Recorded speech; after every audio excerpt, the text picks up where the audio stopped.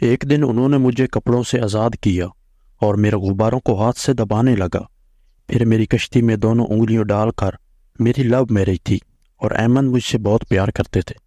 University کی محبت تھی اور پھر میری شادی احمد کے ساتھ ہو گئی۔ شادی کے بعد احمد کی محبت میں اور اضافہ ہو گیا۔ احمد مجھ پہ بہت بھروسہ کرتے۔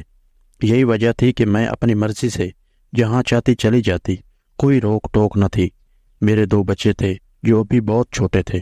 احمد صبح دفتر چلے جاتے اور شام کو گھر لوٹ کے آتے۔ ہمارا گھر خوشیوں کا گہوارہ تھا، لیکن پھر ایک دن ایسی آندھی چلی کہ سب کچھ بہا کے لے گئی۔ ہوا کچھ یوں کہ صبح احمد تیار ہو کے دفتر چلے گئے اور میں گھر کے کام کاج میں لگا۔ میرا چھوٹا بیٹا جو ابھی 5 سال کا تھا، وہ باہر گلی میں کھیل رہا تھا کہ جانے ایک بائک والا اس کو ٹکر مار کے بھاگ گیا۔ میں شور سن کر جب باہر نکلی تو میری جان نکل گئی۔ ہارون بری طرح زخمی زمین پر پڑا تھا۔ ارد گرد سب لوگ جمع تھے۔ اتنے میں نومی جو خالہ سمینہ کا بیٹا تھا وہ بھی آ گیا۔ اس نے مجھ سے کہا کہ بھابھی آپ اس کو لے کے بائک پر بیٹھیں، اس کو ہسپتال لے چلتے ہیں۔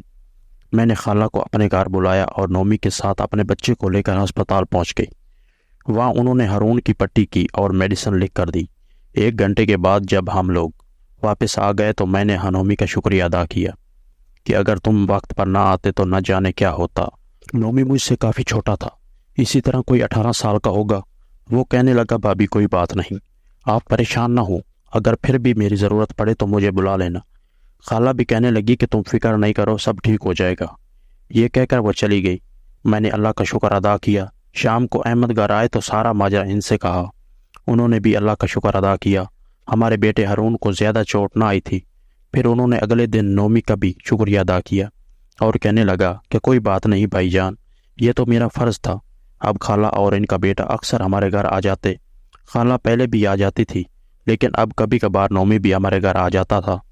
وہ مجھ سے کافی چھوٹا تھا، اس لیے اب جب کبھی بھی میں نے بازار جانا ہوتا یا کوئی دوائی لینی ہوتی تو میں نومی کو بلاتی اور اس کے ساتھ موٹر سائیکل پر چلی جاتی۔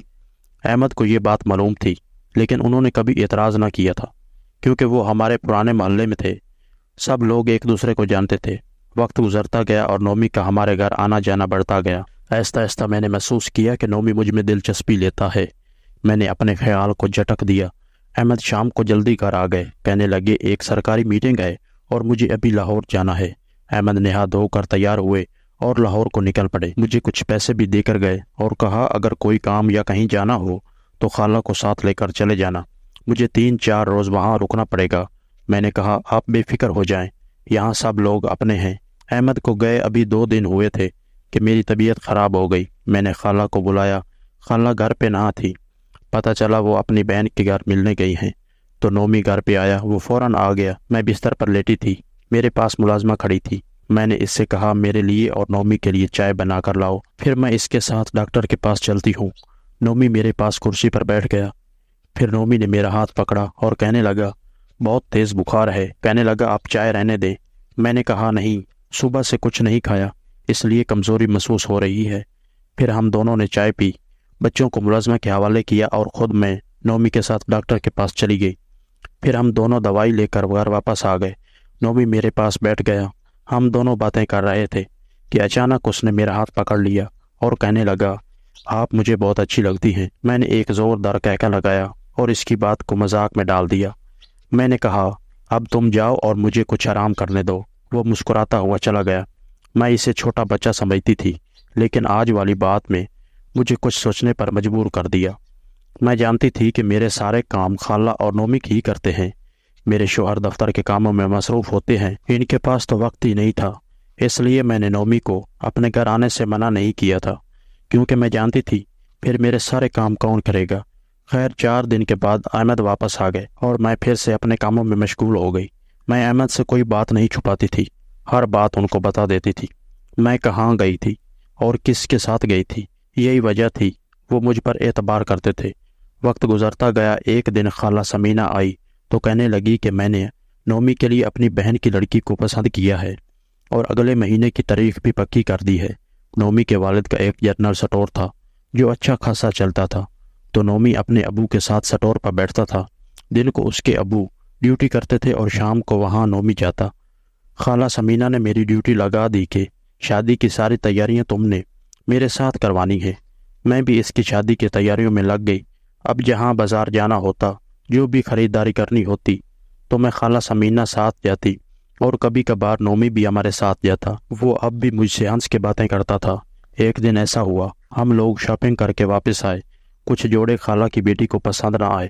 خالہ مجھے کہنے لگی، تم ایسا کرو، نومی کے ساتھ جاؤ اور تبدیل کر کے لے کے آؤ۔ میں مرتی کیا نہ کرتی۔ میں نے کہا، اب تو ملازمہ جانے والی ہوگی، آپ ایسا کریں، میرے بچے سنبھالیں، میں نومی کے ساتھ جا کے تبدیل کروا کے لے آتی ہوں۔ ہم دونوں بازار چلے گئے، جوڑے تبدیل کروائے۔ دکان سے باہر نکلے، تیز بارش ہو رہی تھی۔ نومی نے کہا، یہاں پاس فروٹ چاٹ کی دکان ہے، وہاں چل کے فروٹ چاٹ کھاتے ہیں۔ ہم دونوں فروٹ چاٹ کی دکان پر چلے گئے اور بیٹھ گئے اور فروٹ چاٹ کھانے لگے۔ ہم دونوں 1 گھنٹہ وہاں بیٹھے رہے، دونوں ایک سطح وہاں سے، لیکن بارش بھی تھمنے کا نام نہیں لے رہی تھی۔ اسی دوران نومی نان اسٹاپ باتیں کرتا رہا۔ وہ بہت بطونی قسم کا لڑکا تھا۔ 1 گھنٹے میں اس نے نہ جانے کتنے لطیفے مجھے سنائے۔ وقت گزرنے کا احساس نہ رہا اور بارش بند ہوئی۔ ہم لوگ گھر واپس آ گئے تو میں اپنے دروازے کے سامنے اتر گئی۔ میں نے نومی سے کہا، میرے بچے گھر بھیج دینا۔ وہ بھی میرے ساتھ اندر آ گیا، کہنے لگا، 1 کپ چائے تو پلا دیں۔ ہم دونوں آ کے کمرے میں بیٹھ گئے۔ میں پوری طرح سے تھک چکی تھی۔ میں آتے ہی بستر پر لیٹ گئی۔ میں نے اس سے کہا اب وہ جائے اور بچوں کو جلدی سے واپس لے کے آئے۔ وہ اٹھا اور کمرے کا دروازہ بند کر دیا۔ پھر نہ چاہتے ہوئے بھی وہ مجھ سے گناہ ہو گیا، جس کا تصور بھی نہ کر سکتی تھی۔ کاش میرا شوہر مجھے اتنی آزادی نہ دیتا اور نہ کچھ ہوتا۔ کاش میں اس گناہ سے بچ جاتی۔ شام کے 6 بج چکے تھے۔ نومی جا چکا تھا۔ اس کے جانے کے کچھ ہی دیر بعد خالہ بچوں کو لے کر آ گئی۔ کہنے لگی، تم نے بازار میں اتنی دیر لگا دی۔ میں نے کہا، خالہ وہاں بارش بہت تیز تھی، اس لیے ہمیں وہاں رکنا پڑا۔ اچھا، میں نے بچوں کو اپنے ساتھ لگا لیا۔ وقت کاٹے نہیں کٹ رہا تھا۔ 7 بجے احمد گھر آ گئے۔ میں نہیں سمجھ پا رہی تھی کہ ان سے آنکھیں کیسے ملاؤں۔ رات میں نے جاگ کے گزاری۔ میرا ضمیر مجھ کو کوس رہا تھا۔ میں نے احمد سے کہا، میں کچھ دنوں کے لیے اپنی بہن جو ملتان میں رہتی ہے اس کے پاس جانا چاہتی ہوں۔ وہ کہنے لگا کہ اس میں پوچھنے والی کیا بات ہے، جاؤ۔ اگلے ہی دن انہوں نے مجھے بس کی ٹکٹ کروا دی۔ میں ملتان کو روانہ ہو گئی۔ میری بہن فضیلہ مجھے دیکھ کے خوش ہو گئی۔ ان کے شوہر یعنی میرے بہنوئی ایک مسجد میں امامت کے فرائض سر انجام دیتے تھے۔ میں نے اپنی بہن کو ساری بات بتائی۔ وہ پریشان ہو گئی۔ پھر اس نے حوصلہ دیا اور کہنے لگی، اب توبہ کرو اور اپنے گناہ کی معافی مانگو۔ پیارے دوستو، ویڈیو اگر پسند آئی ہو تو ویڈیو کو لائک اور چینل کو ضرور سبسکرائب کر لیجیے گا، اور ساتھ میں گھنٹی کے نشان کو ضرور پریس کر لیجیے گا تاکہ ہر نئی آنے والی ویڈیو کا نوٹیفیکیشن سب سے پہلے آپ کو مل سکے۔